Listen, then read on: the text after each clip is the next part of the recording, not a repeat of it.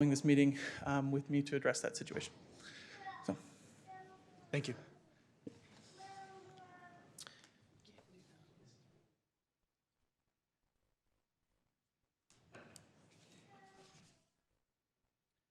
Teddy Hodges. I just want to give a big shout out to the Harriman PD for an event we held on Saturday that they didn't participate in, but they actually helped with traffic control around Harriman Town Center and the Up House. It was a very good turnout, and they actually helped out quite a bit just being present and vigil. So lots of education about where and where not to park. So it's amazing how that helps. So I appreciate them, and I just wanted to give a shout out to that. Thank you. Thank you.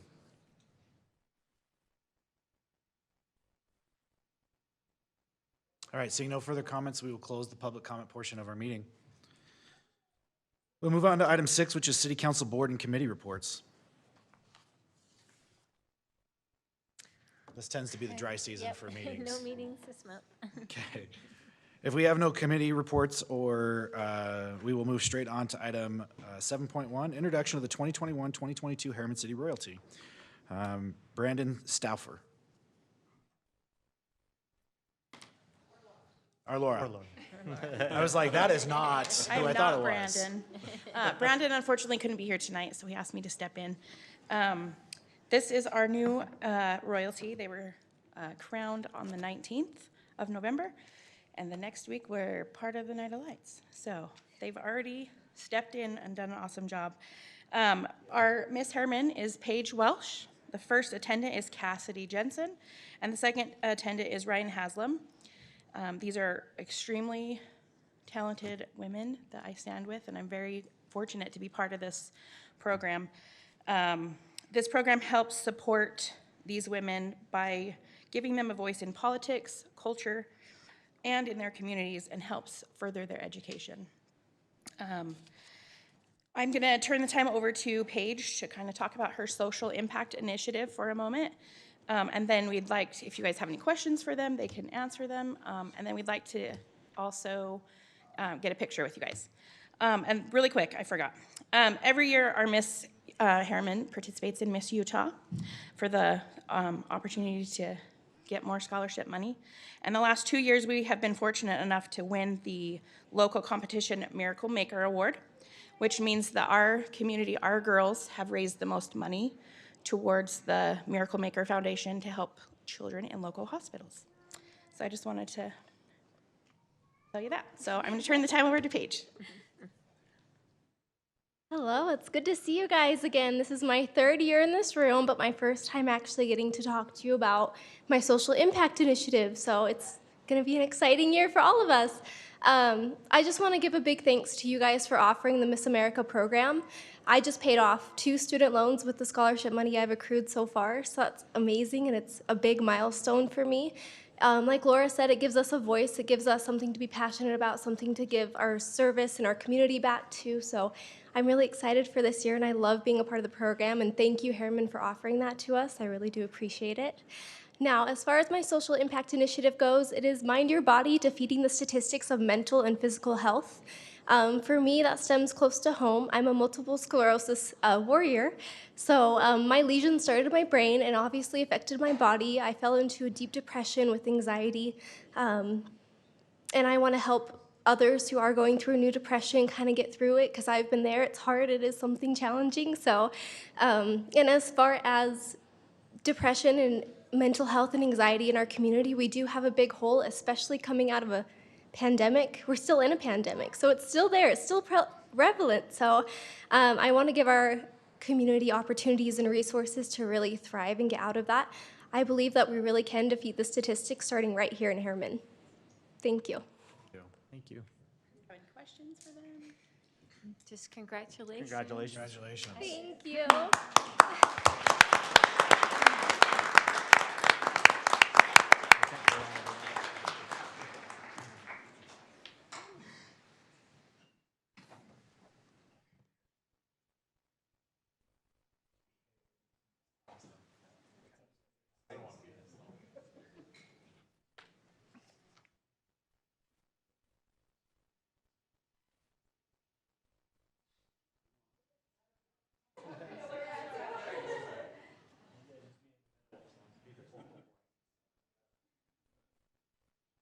Everybody take one step forward. I'm gonna try to.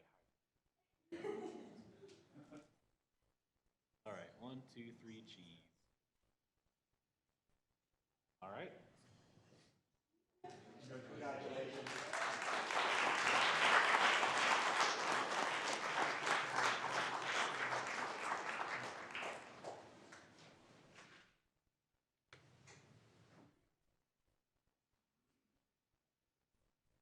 I don't know.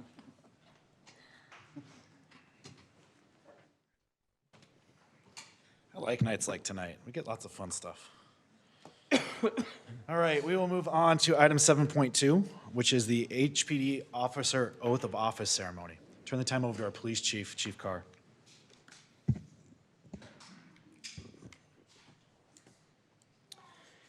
Thank you, Council, for the opportunity to present new and promoted officers tonight. I have been threatened by the city recorder that I won't ad-lib. So I will stop ad-libbing now and read off of the paper. Thank you, Jackie. The pinning of the badge is a very important ceremonial tradition in law enforcement. With the COVID pandemic, we are unable to carry out the tradition for a period of time. Tonight, we will have a special pinning ceremony to celebrate all of our members who have been welcomed into the Harriman family and those who have been promoted to a new rank since March of 2020. The badge is the most visible symbol of the public's trust in us. Thus, we must memorialize through ceremony when the badge is passed to us for the first time. The badge is traditionally pinned by a member of the officer's family in recognition of the sacrifice and support provided by our loved ones. The last promotion we celebrated with the City Council was Sergeant Brad Bailey, who was promoted in July of 2019. It's been a while. Since then, we have had several promotions as our department has grown and we've experienced a number of retirements. The following members have been promoted to a new rank within the Harriman Police Department, and we present them to you tonight to have their family members pin their new badge. I will call for the first promotion tonight, and that is Cody Stromberg. Cody Stromberg was promoted to Deputy Chief of Police on September 6th, 2020. Cody, if you'll join me up here and give us just a second to get settled.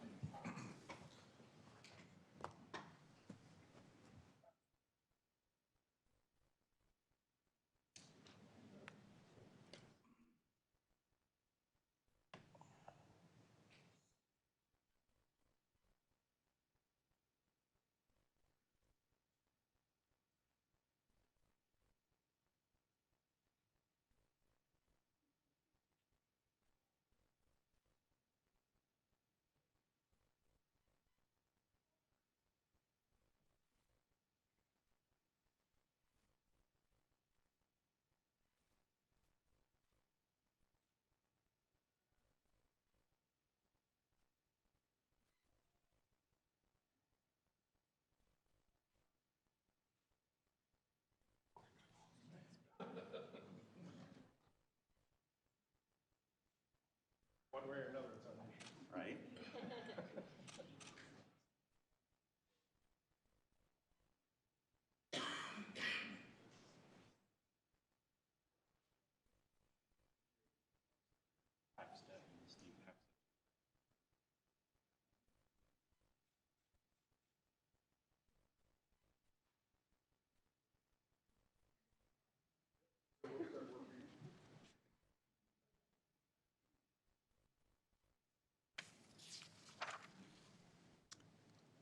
Next is Brian Weidmer, who was one of our founding members, but was promoted to the rank of Commander on September 20th, 2020.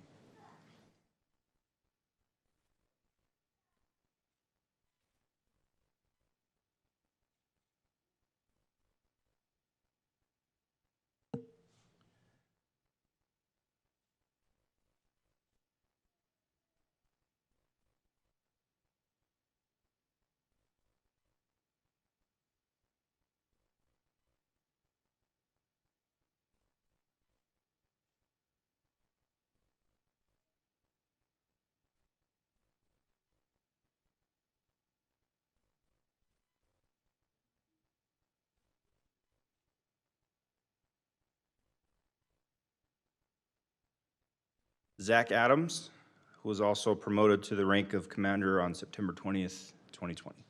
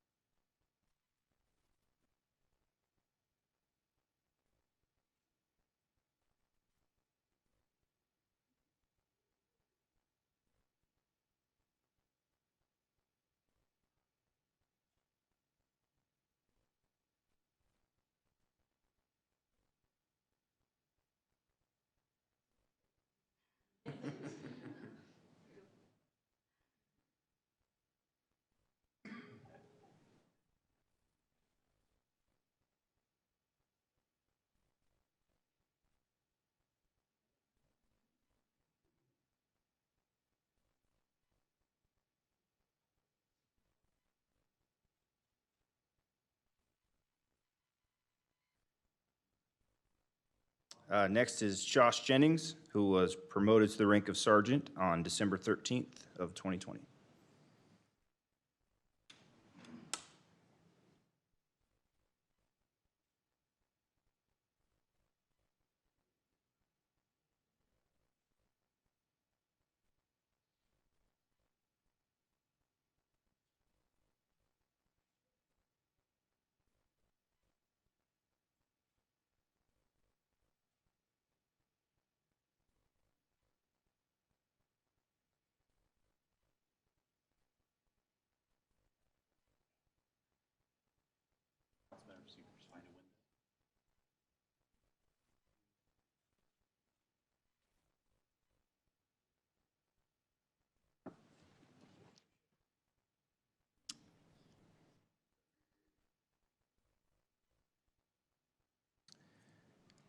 And we have Andrea Hansen, who was promoted to the rank of sergeant on August 8th, 2021.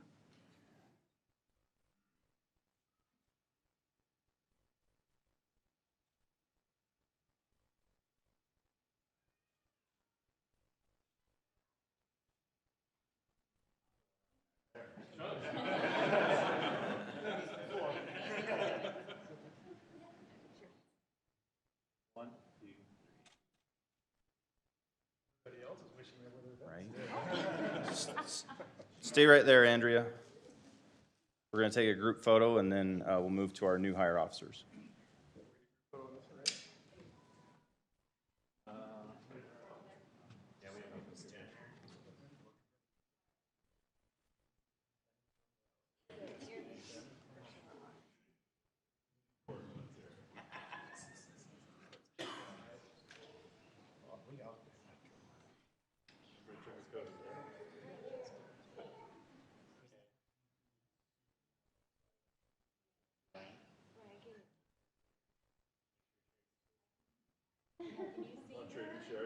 All right, everybody see 1, 2, 3.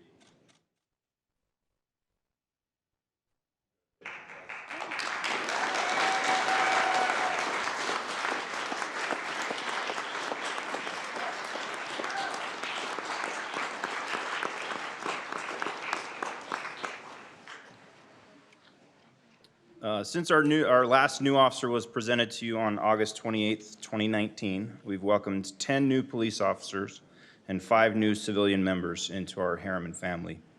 We'll start with Officer Alex Winder.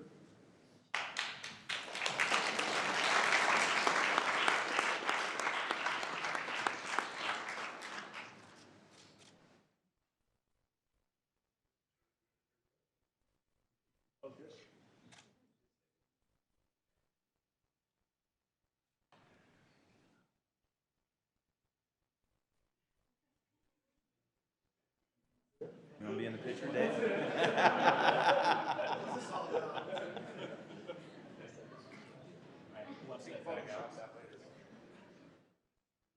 One, two.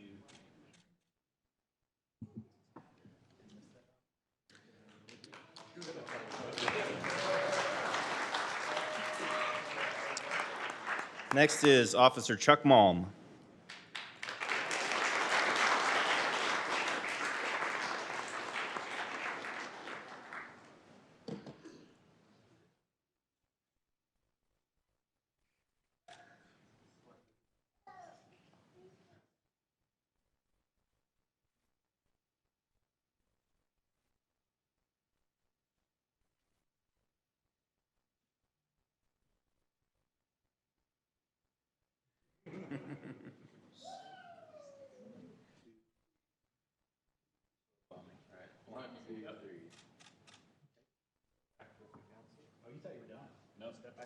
One more.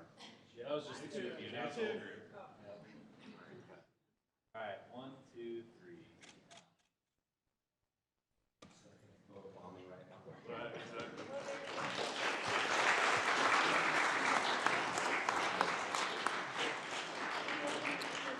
Officer Chad Miles.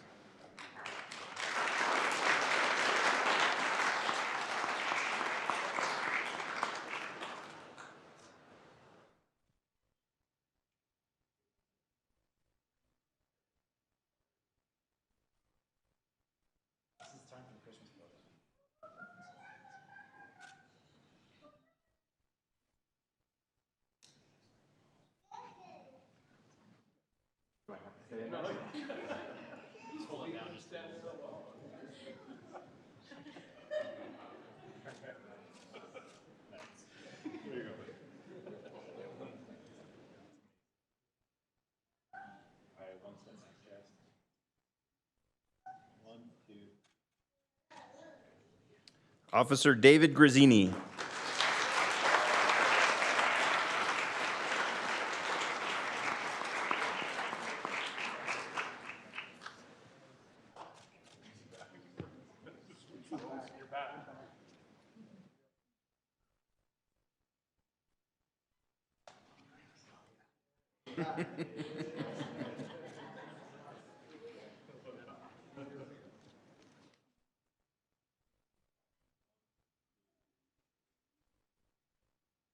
Officer Bo Adamson.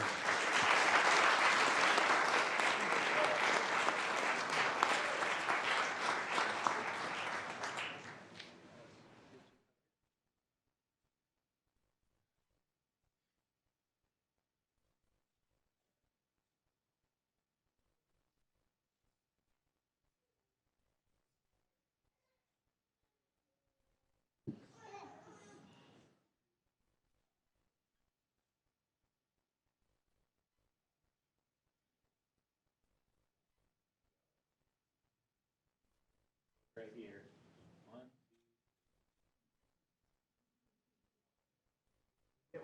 One more. Get one more picture, bud. Camera, everyone. Look right here. 1, 2, 3. Officer Marisha Manzano.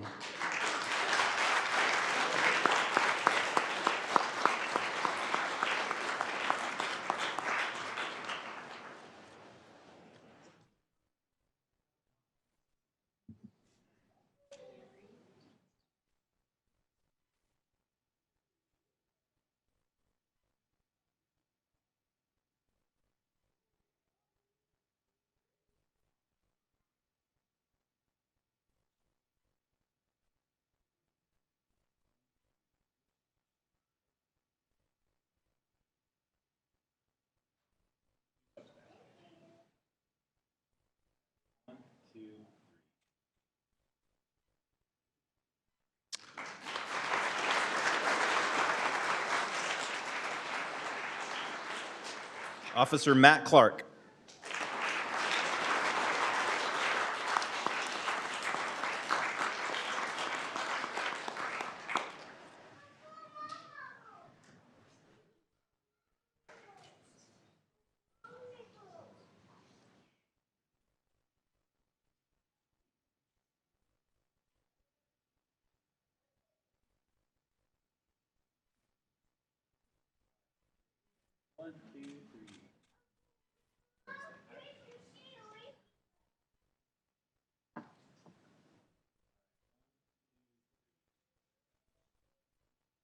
Officer Jennifer Worthen.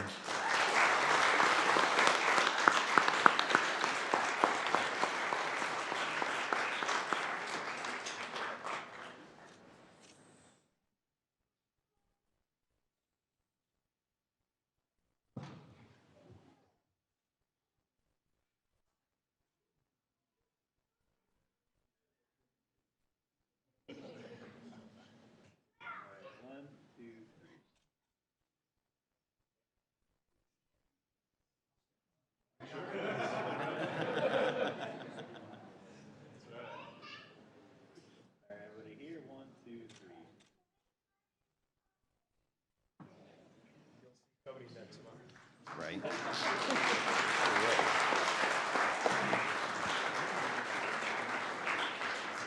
We're also very fortunate to have court services officers as part of our Harriman family now, and so we welcome back Officer Katie Dunn.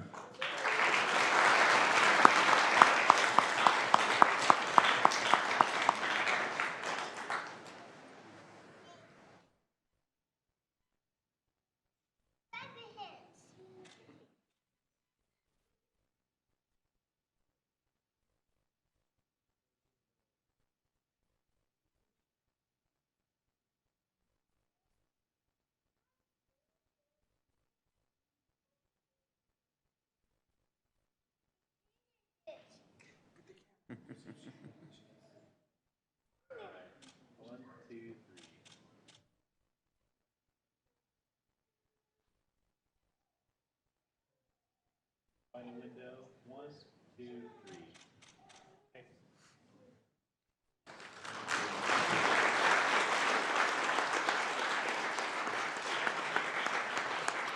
And Officer Natalie Chinea.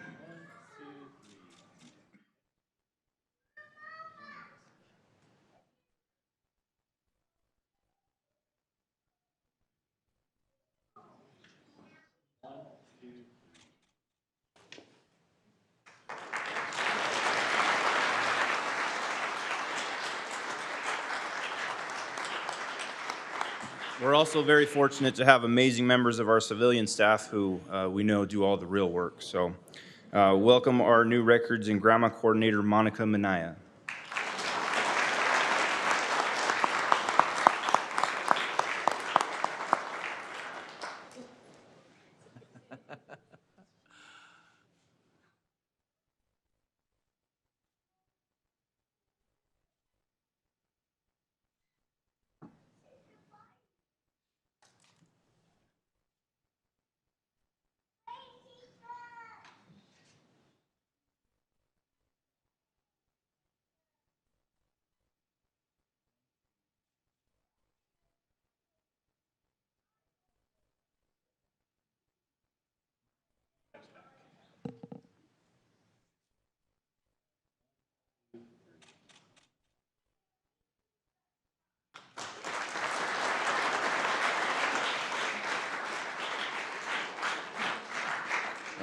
Evidence and Forensics Technician, Sadie Lopez.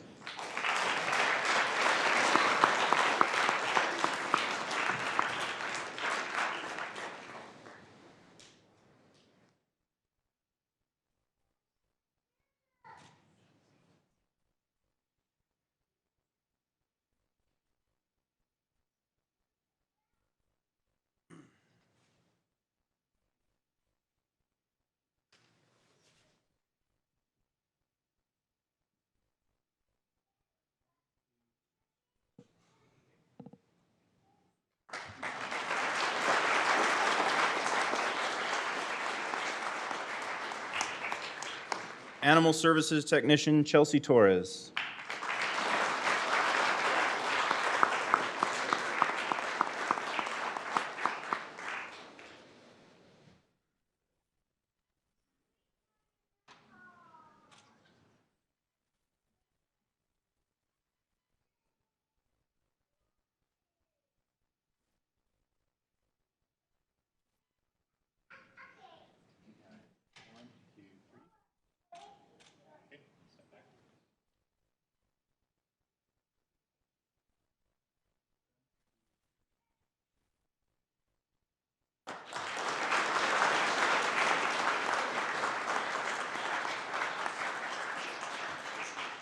Records Technician, Shelby Pavich-Conlon.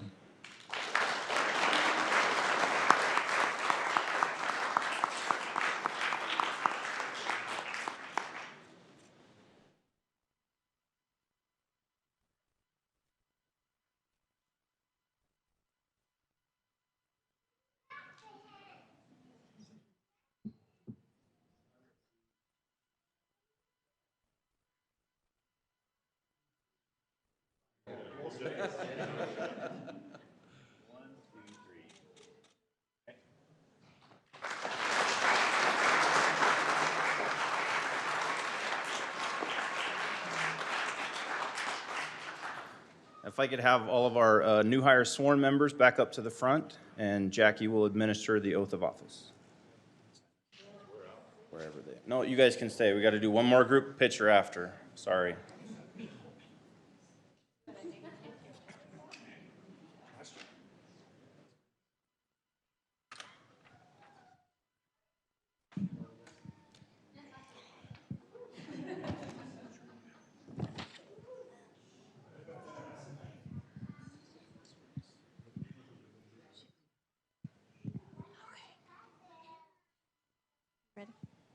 Okay, can I get you all to raise your right hand, please? Repeat after me. I state your name. Do solemnly swear that I will support, obey, and defend the Constitution of the United States and the Constitution of the State of Utah, and that I will discharge the duties of my office with fidelity. Congratulations.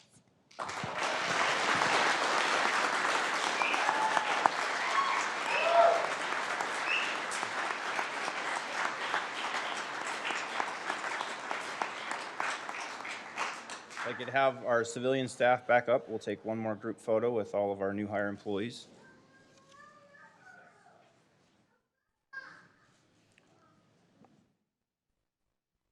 Get comfortable. All right, everyone find a window.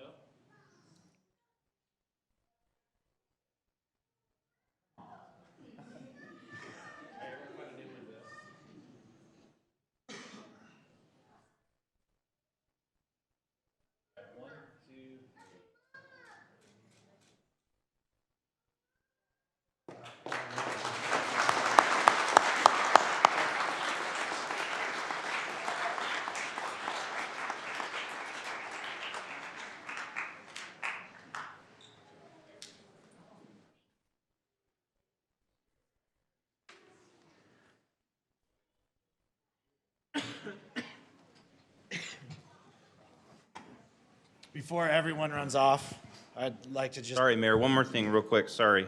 I apologize. Believe it or not, that's actually not all of the people that we've hired. So we have a handful that couldn't be here tonight because of prior family commitments. It is December after all. So we'll do another one of these, albeit much shorter, at our meeting in January. So thank you very much for letting us take time tonight.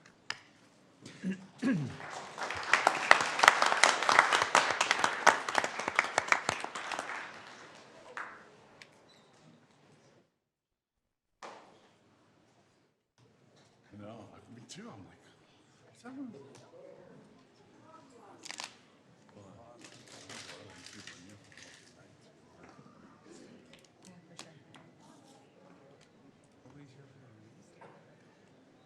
What's that?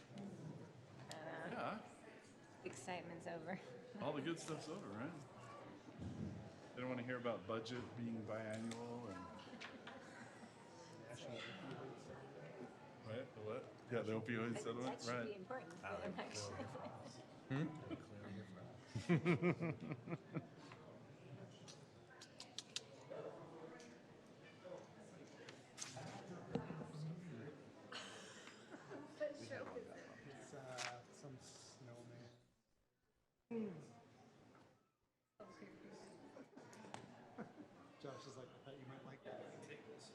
No.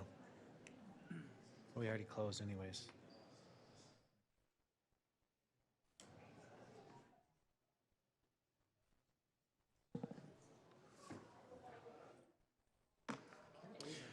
All right, we will go ahead and continue with our meeting. We appreciate all the efforts from all of our officers and their families and are grateful for the service they provide to our community.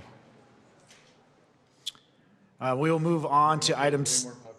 Yeah, I mean, clearly. So we'll move on to item 7.3, recognition of service for outgoing members of council. I don't have a person on that one. Nate? Nathan? This item, 7.3, what's this one? Oh. Jackie, is that you? Is that Jackie? Who's that? Oh, they're deferring to me. I just don't have a name. This is, they grabbed me right before the end of the day and asked if I'd say something. So at this time, I'm not sure how we want to hand these out, but we'd like to recognize two of our city councilors who are completing their terms of service. This is our last meeting of the year. And so both Mayor Watts and Councilor Smith have served on the city council since 2018. And so we have some, I don't know what you call them, mementos, commemorative items that we would like to present to you at this time. That is very kind of you, Joel. Thank you. I don't got to drop it. I don't want to break anything. That is very kind and is very appreciated. Thank you.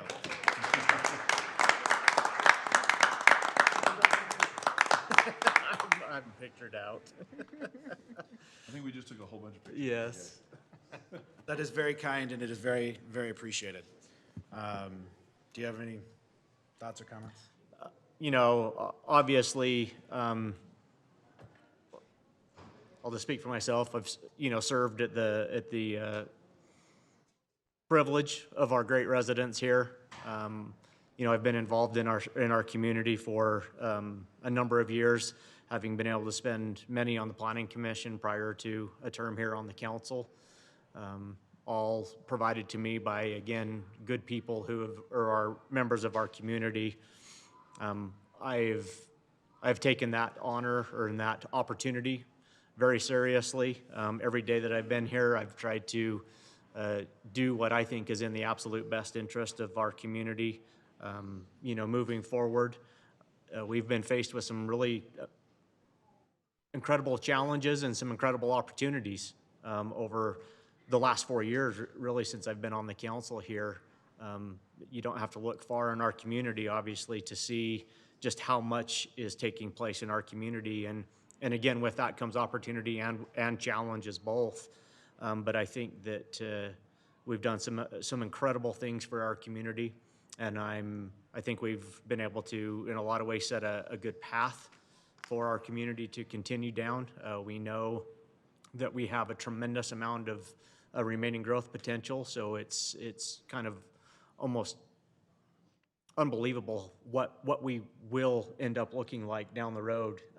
Obviously, many years, probably beyond all of us when it all is said and done. But I've been very, very privileged to be able to be a part of it, and to serve again at the pleasure of the residents. And I know everyone doesn't always agree with the decisions that I make or we make as a council, and that's certainly part of the process. But I think we've tried very hard to always keep the end goal in mind as far as what as residents of the same community and raising our families here, what we want it to look like long term. And I will just say that really one of the greatest pleasures that I've had in this opportunity of being involved with the city over the last several years, but especially on the council, is the opportunity to serve with the amazing staff that we have here. And we truly do have some incredible staff. Some that have been here for a long time, some that have come during the time that I've been on the council. And I think we have a lot of unique factors that allow us to continue to attract and recruit some just amazing people. And like the change that we continue to experience in our community, there's change within the city staff too. So we've seen some of those faces go. And so my comments aren't just for those that are on city staff today, but to some of those that aren't still on city staff, and the kindness they've showed me, the mentoring that they've provided me, the opportunities for my own personal growth, and the opportunities to be educated and try and make appropriate decisions. But I will just say to the staff, I think you're amazing. I think that'll be one of the biggest things that I miss moving forward, is the ability for the constant association with each of you. So thank you for your hard work on our behalf. I won't belabor the point much more than that. I agree with what Councilman Smith has said. I've known Councilman Smith for almost a decade now through the city. And we've had a lot of interactions, and we've done a lot. When I moved into the city, we had 25,000 residents, and now we're over 65,000 residents.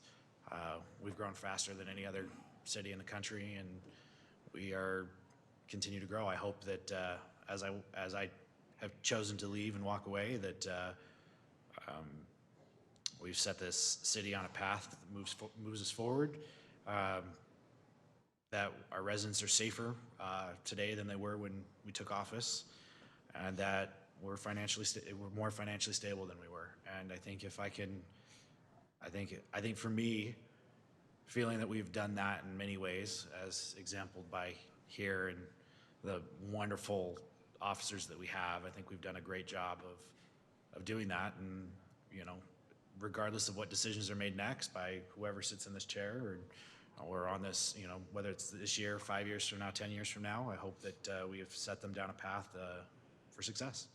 And time will judge, and I hope it judges us kindly. With that, I'm grateful for also staff for the efforts they've put in, for the kindness they've shown, even when sometimes kindness is not shown by others. And I'm grateful for the opportunity to work with so many extremely talented and qualified individuals who have helped this city run. They're the reason that we get stuff done in this community, not the 5 people sitting up here on this dais. They're the ones that actually do the work, and I'm extremely grateful for always doing their best to make sure that we are in line and make sure that we are successful as we try to make decisions and lead the city. So I'm grateful for that, and I'm grateful for the things I've learned and the people I've gotten to know. And I hope that this body continues to move forward successfully. And that's all I have to say. So thank you very much. I appreciate it. We will move on to. I would just. Oh, please. Thank you both for your service. It's not a fun job always, and it has a lot of unanticipated time commitments. So thank you for your service. Thank you. Totally agree. I mean, for anyone that steps into public service, it really is that. I'm looking at Councilman-elect over there. Just a lot of time away from family, a lot of sacrifices, you know, battles won, battles lost. At the end of the day, it's service, and it's tough. It's a big sacrifice. So thank you both. Appreciate that. Thank you. Thank you. Thank you, gentlemen. Godspeed. Thank you. All right.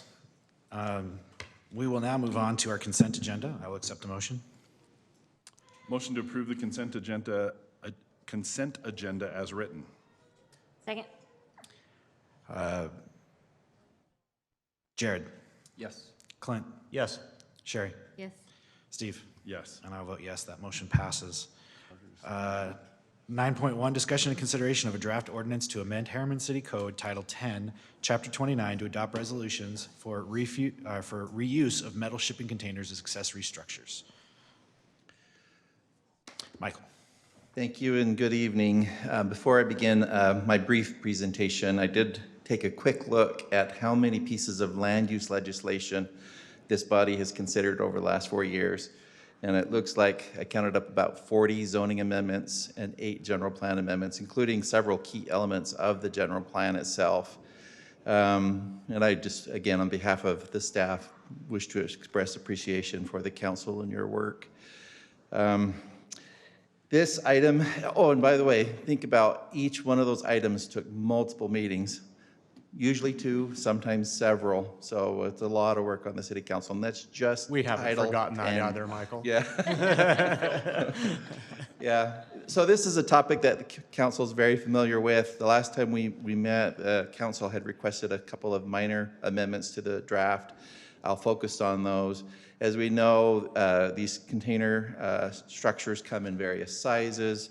Not all of them are neat and pretty like this. The ordinance is requiring that they are painted and rust-free if they are reused.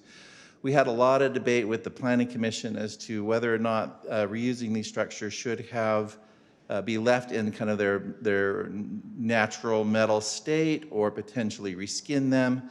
The current ordinance is saying that if you're using it for some type of a use other than storage, we're looking at this type of finish, and if the finish is also visible from a public right-of-way, we're going to be looking for some materials that tie it back in with the residential property or the primary property use.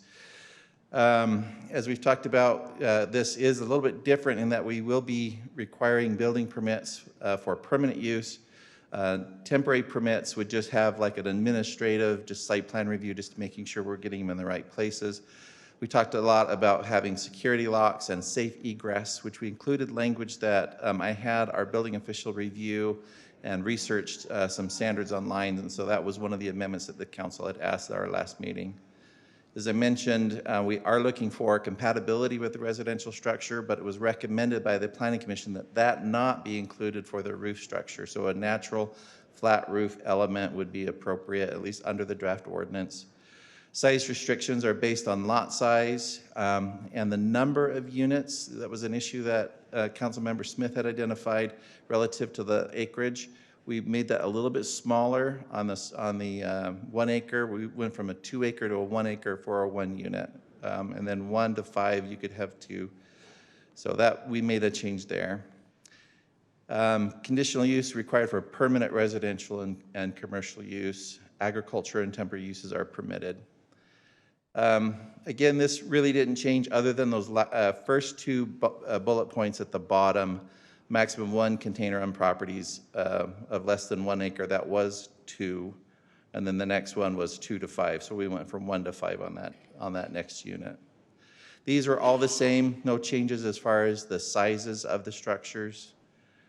Again, no metal container can be placed on top of one another. You do have to have a principal building on the lot, other than agricultural use or for temporary use, like during the course of construction. It is more restrictive than the current accessory structure ordinance.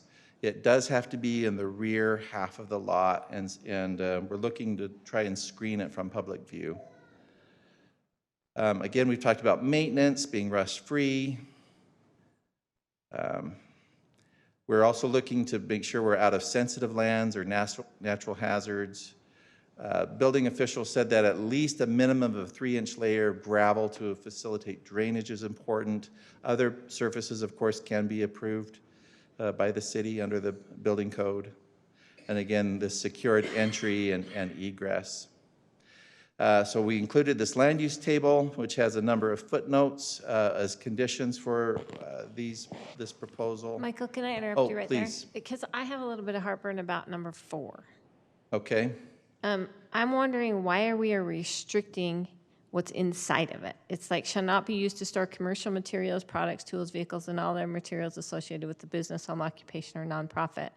I just think, gosh, if you have a home occupation and all your stuff's twatched in your garage, now you're parking out on the street, wouldn't it be better to put it in a storage container and park in your garage? And we can address it. So this is a reflection of our current home occupation ordinance, where you're supposed to be storing that in your home. So that's what you have to do when you're running a home occupation at your property. That seems a little, I don't know. To me, your home is your lot and everything. That's your property. You know what I mean? Right. And so to me, Right. it's like, I would much rather store their things in a storage container than their garage and park on the street. It just makes more sense to me. But what do you guys think about that? If they've gotten approval for a home occupation, why would this not be allowed? Like Yeah. if they're Yeah, and storing again, stuff this is for a just business that they don't have approval for, it's creating, increased So you're traffic and saying stuff for the it'd be a storage. perfect function for a home business, Yeah. right? To move it onto the structure. Yeah, and again, this is just a reflection of our broader home occupation ordinance. But we can, if you want to see a tweak, we can bring this back, or if you want to make an adjustment here tonight. We are looking at some other elements of the home occupation ordinance right now for daycare and some other services, but we could certainly look at that to make sure that any changes you make here are also reflected in other parts of city code. So would you guys have heartburn if we struck that sentence out of there? Just because I just feel like that's a perfect thing for it. I would, like, I've said that 3 times, the garage, but it just feels like it would I be can an see appropriate excluding storage those space. things if there's not an approved home Sure. business, right? So is there a And that would be reason- fine. Is there a reason not to just strike it? Would that mean that anybody can store No. any? I mean, because we're concerned about hazardous material or for businesses.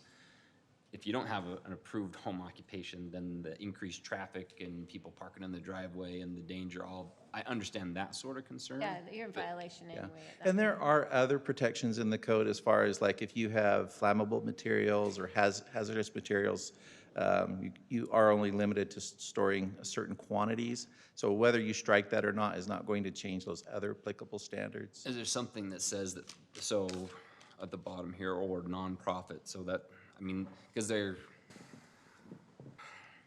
what's the right way to say this? I work with lots of different nonprofits, and some of them are active businesses, not a, an event once a year sort of thing. I think the intention is to prevent people from storing business items that are not, where the business isn't located on that property. But still, then it's again back to the enforcing, and it's your property and you have a storage container. Does anyone go into anybody else's storage shed and say, hey, what do you got in there? I don't think it's a matter of what the material is in this case. To me, it would be like if and we've had this before with like the trailer stuff, right? Is that this guy's running a construction business. It's not a home occupation. He doesn't have approval to run it from his home, but he's storing all of his stuff there, and people are coming there every single day to pick stuff up and take it out. And All the equipment comes out of right, there every day. because it's being stored there. So I think that's the intent. But if it's to me, that's not a home occupation, though. Does that make sense? Yeah. I guess it's just hard for me whenever I'm making a decision like this. I want to make sure it's enforceable too. It's like, if you built a storage shed on your property, no one's going to come and inspect it and say, hey, you got some of your business stuff in your storage shed. Yeah. To me, the example I just gave would be in that case where it's creating a nuisance for the surrounding property owners. Then you have something to go to say you can't. Yeah. So do we have code that already covers us on that? That if we have a nuisance issue where a lot of people are coming to their home for a non-licensed business? But that wouldn't care if the stuff was stored in their garage or a storage unit or their basement. If people are coming and going all day, Well, they that's would the need question a is. home occupation. That's the question is, are we covered on that basis if we just strike that whole thing? Or Yeah, do we need to and it's a change? little strange because if your garage is attached to your home, then you can obviously store things in your garage. It's usually just trying to say what you can do with your, it's the scale of operation that we're trying to mitigate, right, by having certain restrictions. But this would not be difficult if you were to remove that. I guess we have would an issue, we then can always add it relook back in. at the larger ordinance and maybe make some other adjustments outside of this ordinance. So are we already intending to bring that ordinance back? That's up to the council if you'd like to do Attorney has that. a comment. Because this is a conditional use, right? You look at number 4, and it's for the conditional uses within those residential zones. You can impose reasonable and objective standards to that conditional use that address some of those other nuisance-related items. So they have to come for a conditional use permit the planning anyway? commission. Yeah. Anyway, yes. So anyway, that's my feeling. I would just like that off there. I don't want it, again, it goes to an enforcement issue and all those types of things. It's like, who's going to want to be monitoring that and things like that? If they're using it for business, they come for a permit, then we add some restrictions on there for nuisance type things. I would say it'd be probably cleaner to just strike it from this and relook at it as you go through the home occupation ordinance. We'll do that. Sounds like somebody needs to make a motion. Sorry. That was the only question I had on it. I didn't mean to interrupt your presentation. Did you guys have any That other was it. We issues just with have that? a recommendation for approval of the draft. So whatever amendments you would like to make. I'll make a motion to approve ordinance number 2021-31, amending Title 10 of Harriman City Code to regulate the use of shipping containers as accessory structures, and strike from number 4 underneath the uses table, the last sentence that says, shall not be used to store commercial materials, products, tools, vehicles, and all other materials associated with a business, home occupation, or nonprofit. Second. I have a motion and a second. Steve? Yes. Sherry? Yes. Clint? Yes. Jared? Yes. I vote yes. That motion passes. That takes us to 9.2. Mayor, can I just make one quick comment? Sure. So every time one of these legislation comes up with a land use table, I just continue to get frustrated by the names of our zones. Yep. I really think we need to set that as a future agenda item to rename our stinking zones. It's just so confusing. I'm done with it. Awesome. All right. Item 9.2, consideration of, to award the construction contract of the new Wild Hollow Trailhead. Jonathan? It's not a city council meeting without you. That's right. Thanks, Mayor. Well, good evening, council. Obviously, we're here to talk just a little bit about White Hollow, a trailhead that's located at the top of 6600 West and White Hollow. So here's a map of the site plan. I just wanted to take a quick pause and give just a little bit of background on this project. since its inception to about now. This is a trailhead that is memorialized in the Parks Master Plan, also in the Harriman Hills Master Plan, adopted in 2020 and 2018 respectively. The concept that you're seeing right here is a result of 2 open house meetings with the neighborhood, one in November 12, 2019, and then again June and 29th of 2020. It went through a conditional use application process with the Planning Commission and received approval on July 16th in 2020. Its original budget, looking back in the 2019-2020 budget, was $500,000 and has been reflected in every budget since that time.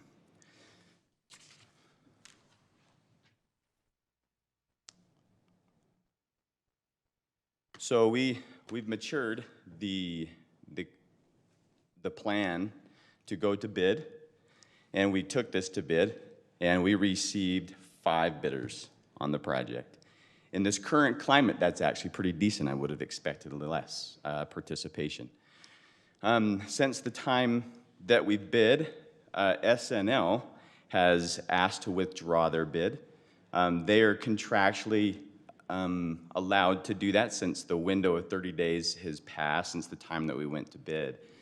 They said that they were struggling to keep their prices with their subcontractors, so they said thank you, but we're going to withdraw our bid at this time. And then, of course, Acme is your next lowest bidder. Here, right there, it says excludes waterline and landscaping. Correct. Did the $500,000 include waterline and landscaping? It did not. Oh, good, okay. It did not either. But these other bids did, right? These other bids, so the numbers that you're seeing right here exclude waterline and landscaping. However, they did bid them as what's called a bid alternate. So they've given us a price for waterline and landscaping. But if we executed the contract so the base bid is what you're seeing right here, which is everything minus waterline and landscaping. So the reason for that is it's a clean way to say, well, we're going to reduce some scope if necessary. So waterline, for example, we have a developer who is, if that developer gets there before us, we'll install it and then ask for reimbursement for us. But if we get there first, we install. Landscaping is an item that we could take out at this particular juncture if we wanted to. In fact, it's not in the contract. Again, it's bid as an alternative, if that makes sense. Any questions there? It gives some flexibility to the owner to say, hey, we can move forward with or without these items. And also, and I'll speak to this a little bit more, we also have discretion to remove items from even the base bid if amenable to the contractor. Any questions so far?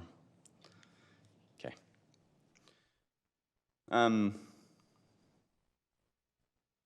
So the budget currently, now let me back up before we say what the current budget was, right? Before we went to bid, we were seeing the cost estimates from the time it was originally given a cost. We were asking for cost estimates based on construction drawings and engineering estimates. And they would come back, and we asked that budget to go to 800 2 fiscal years ago, and then we asked it to go to 900 in the last budget opening. We saw the bids come back, and we said, well, we see an open door for a budget opening. Let's go to the 1,200 based on base bid values. Anyway, so current budget sits at $1.2 million.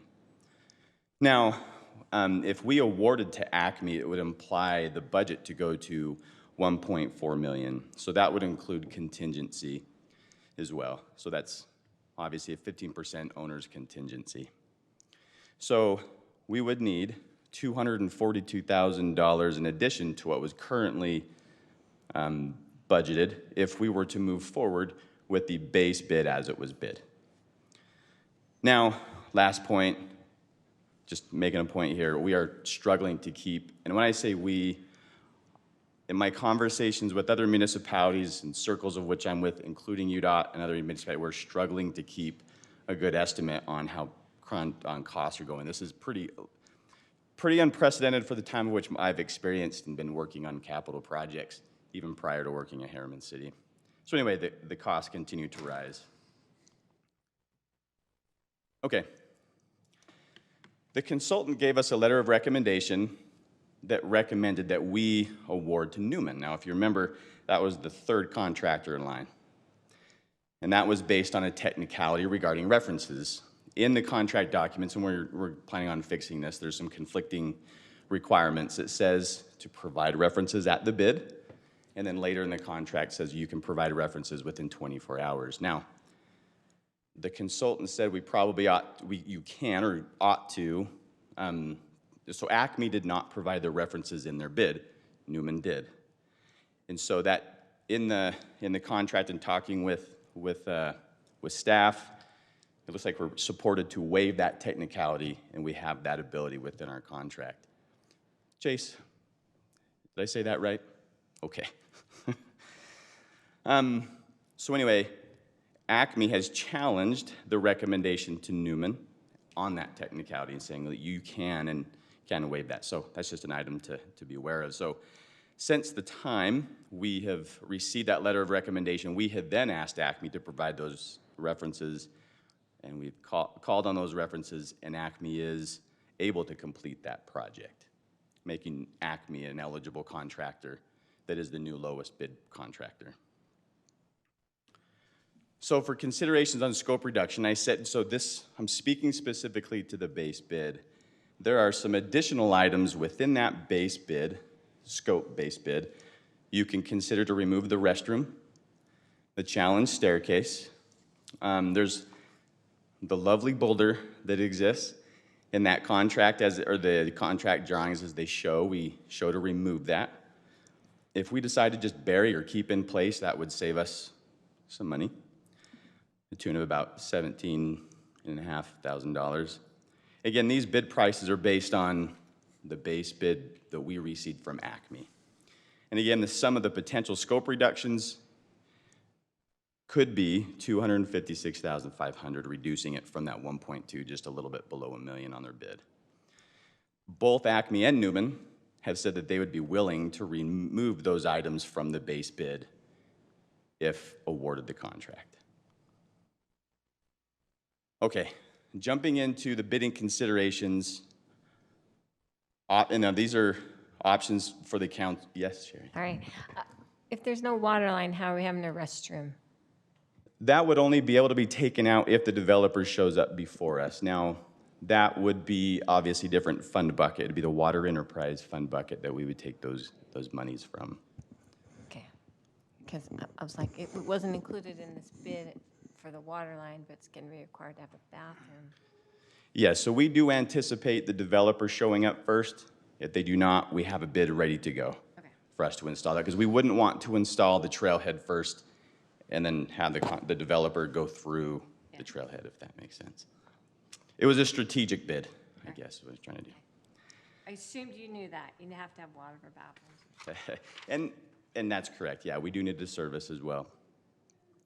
So option one on the table here is to reject the bids and rebid the project in hopes to reevaluate the scope and the location if desired, if desired, and the potential for additional bidders or opening up for bid pricing and new bids. Now, that's unknown. That's my third bullet, is we really don't know what the resultant cost and the interest would be if we did that, and I just wanted to make sure that was stated. Option two, we rejected indefinitely, right? So really, option 1 and 2 is reject the bid and rebid at the council's discretion and time frame. Option 3, we award to the new most responsible lowest bid, being Acme. Now that would require additional budget if we were to do all the base bid items, up to an additional $242,000. But if we did the scope reductions, you could do it within the currently approved budget. Same thing with option 4. You would need some additional funds to the budget. Listed there is $324,800. But again, if we did the scope reductions, it would fall within the approved budget. And again, so staff is recommended to take a step back, pause, push the brakes just a little bit, but want to bring it to council to kind of help guide us through this a little bit. So any answer or questions for us? Thoughts? No, I mean, I think this last little bullet right here says a lot that you're recommending, because is this top priority? We want to push this forward? Apparently not, because we're saying it's reject and take a look. Well, we would like to know your priority with park impact fee. Is this where you want to see the funding go? We've been talking about this for a long time. We've met with the neighbors who are now anticipating this is happening. We've been talking about the challenge staircase for a long time, but it's really your priorities, and if this is where you want to allocate those funds. If I might, Mr. Mayor. So we're working through some long-range planning. How do we build things? And this is not a knock on staff, but I saw the list of anticipated park impact fee projects. It totals about 50 million.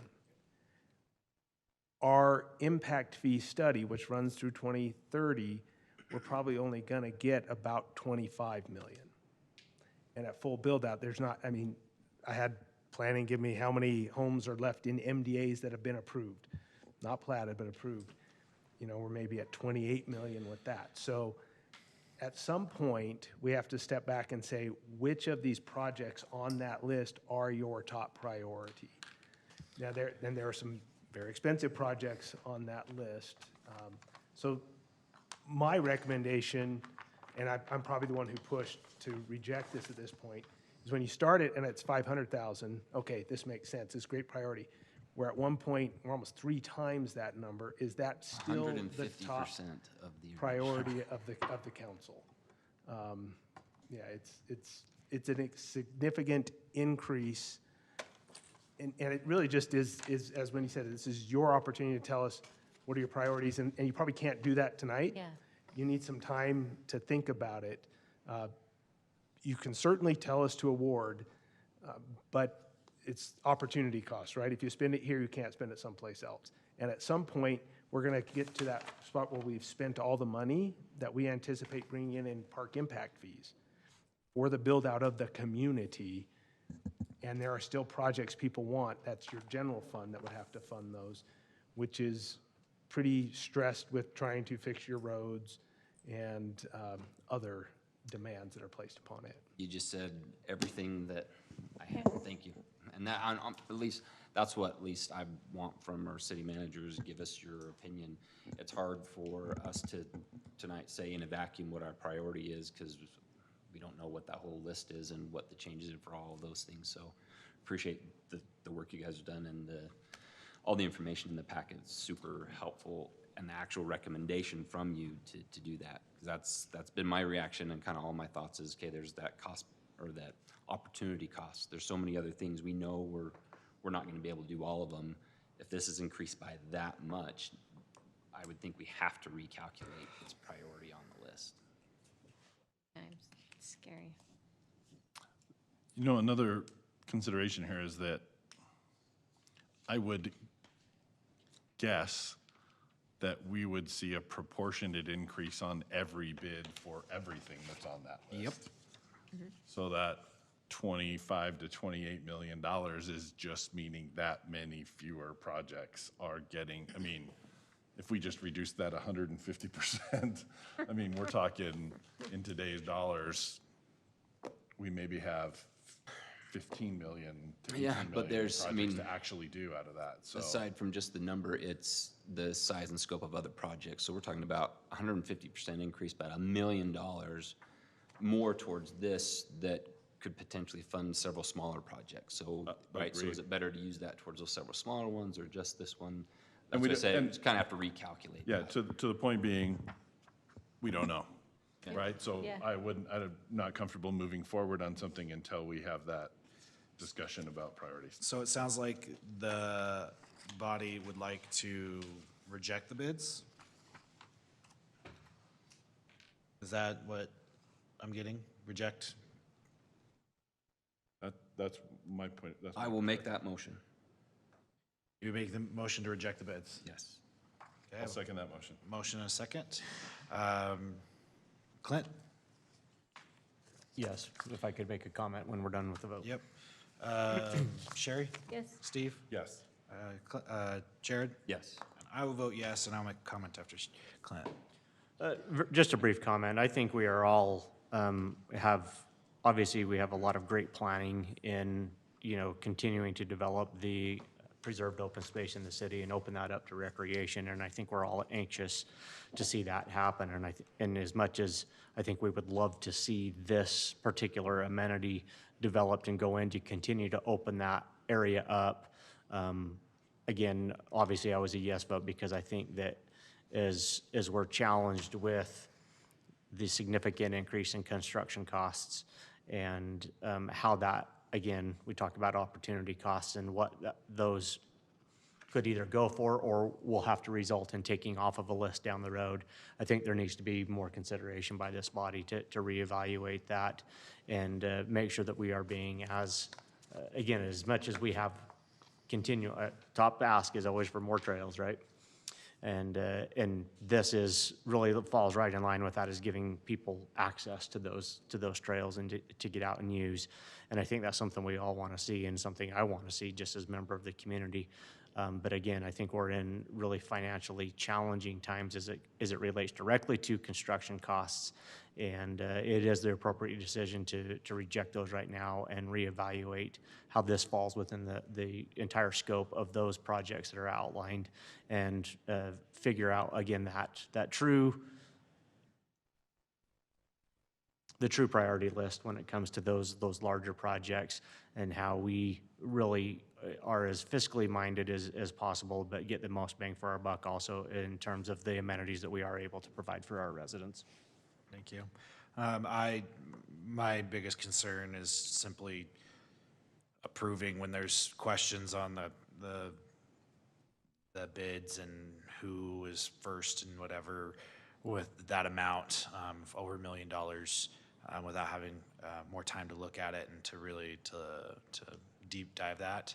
So for me, the yes answer was not to in any way put this back any further than it already has been, but more to allow that to get the time that it really needs to be reviewed by the body. And as this body is changing at our next meeting, making sure that those individuals have an opportunity to weigh in as well, since they're the ones that'll have to deal with the fiscal impact. So that was the reasoning behind my decision. Okay. I would also like to know if anywhere in those community documents, if Wiley E. Coyote was listed as an applicant in there. No, just the Roadrunner. All right. So we will move on to item 9.3, discussion and consideration. Who's going to be there for the boulder removal, though? Yeah. Of an ordinance adopting for the city a fiscal period that is biennial period beginning July 1st and ending June 30th of the second following calendar year. Alan. Okay, just briefly, biennial budget would just mean that we would be approving two budgets at one time. And so there's a lot of reasons for this. Mainly it creates a better tool for planning, especially when you have projects that go beyond the current period. It's something that's happening quite rapidly over the whole country. However, it's fairly rare here in Utah. But I'm on a national forum with you at GFOA discussing biennial budgets right now, and it's by far the bigger cities are going to biennial budgets for planning. So essentially, it wouldn't create a whole lot of change in what we do, except that we would need to pass an ordinance approving a biennial budget. We would prepare two budgets. It would not be one budget all in one number. You'd still have different budgets for each year, but it would allow for a decision in 1 year on what most cities are doing is using the second year for strategic planning. How does our overall budget of the 2 years meet our goals that we're trying to do? And so they're using the off year as a planning year. And so, as you'll see in our calendar here, the two red things are the things that would change in this coming year over what we would normally do. First of all, we have to pass the ordinance that says we can approve two budgets, a biennial budget. And the last one is I would recommend, and this is not even required by it, that we have a full review of the budget at the halfway point. At the same point, we would normally approve our regular budget. We would do a full review at whatever level you want to do. But again, that annual point is typically by cities doing biennials, using the bulk of that time to make sure that the policies that you want, your priorities, are being filled by the budget. Okay? Okay, this year, because of the fire department, we are going to have another truth in taxation. Okay, so when we do our original budget this year, we are not going to be able to do the fire budget. We'll have to present that in our June meeting and approve it with our truth in taxation in August. So that'll be a change from approving the two budgets. This is an example of what I envision the budget looking if we approve the biennial budget. The two highlighted areas would be the budgets for the 2 years we're looking at, with a percentage change column representing the change from 2003 to 2022 and from 24 to 23. So you're essentially adding just that one other section of year to the budget as we approve it this year. Now, this does not mean that the council couldn't go in and change this budget anytime they want to, okay? 7-day notice for a budget hearing and you could change the budget. So if we got to a point where you felt like this budget was not what you wanted anymore, it could be changed just with a normal budget process procedure. So anyhow, are there any questions? So, sorry, did you have a question?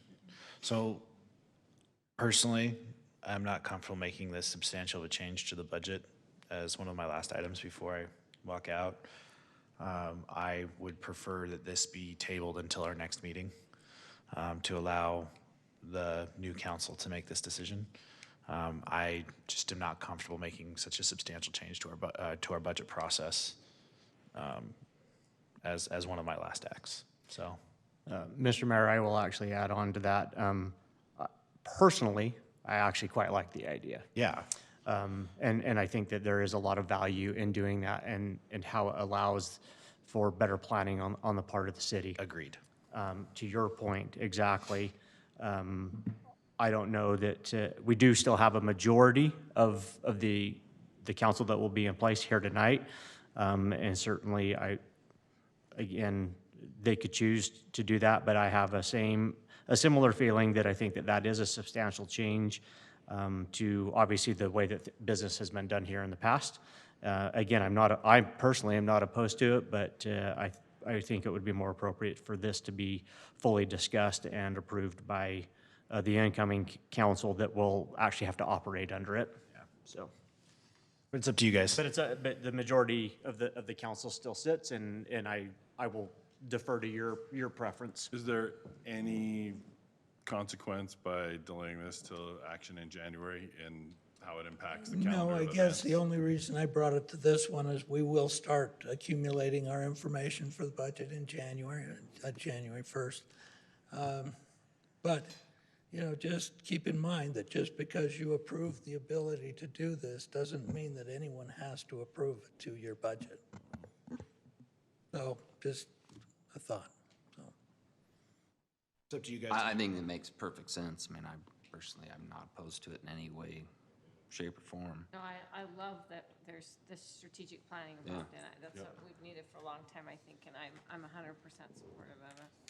I'm open to take a motion on this item. I'll make a motion to approve ordinance number 2021-32, adopting a biennial fiscal period starting July 1st, 2022. I'll second. Okay, a motion and a second. Jared? Yes. Sherry? Yes. Steve? Yes. Clint? I mean, I'm gonna vote no. Am I able to abstain? I mean, I know that's not necessarily, again, personally, I like it.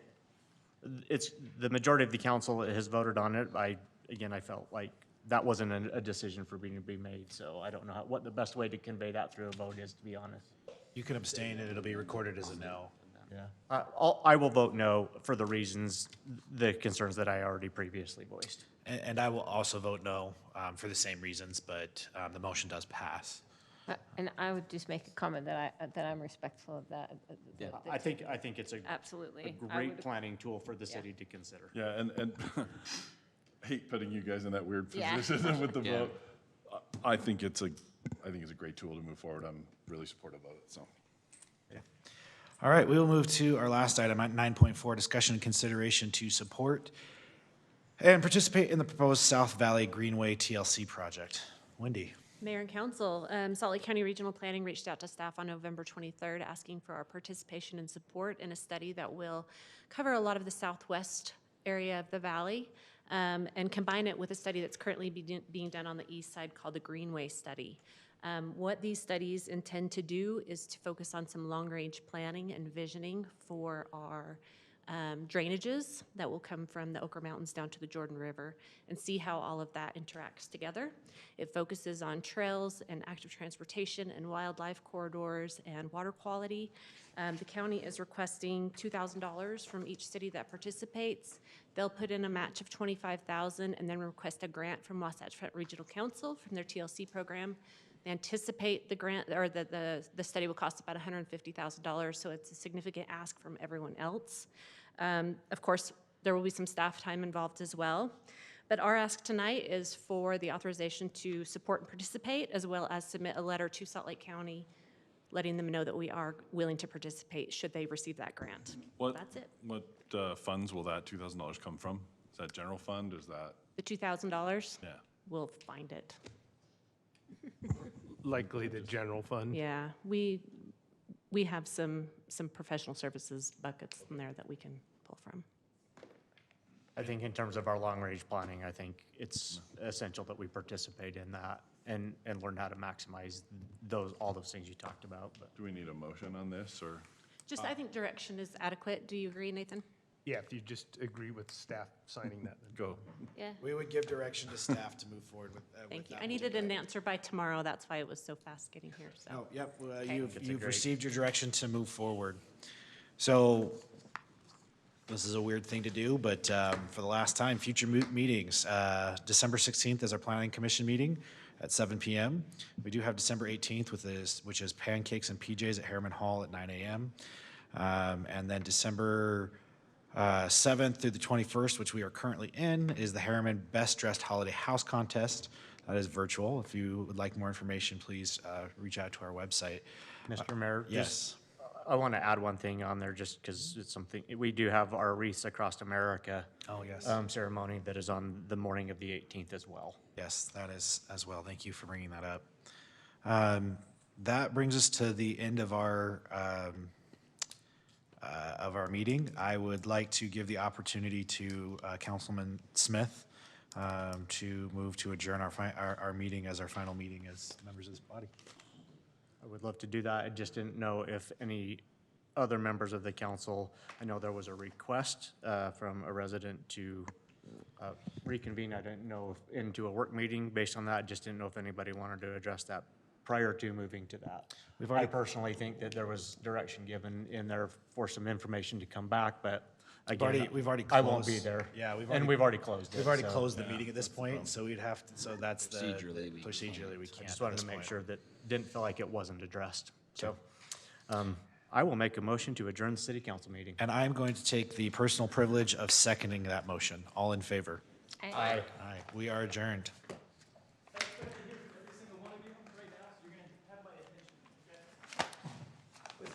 Have a good day, sir. Ridiculous. Okay, so we waited this long to hear from you. Any one of you could have reached out to me by email. All of you had my contact, everything. This is absolutely ridiculous that we're still waiting. Something that's just so absolutely nominal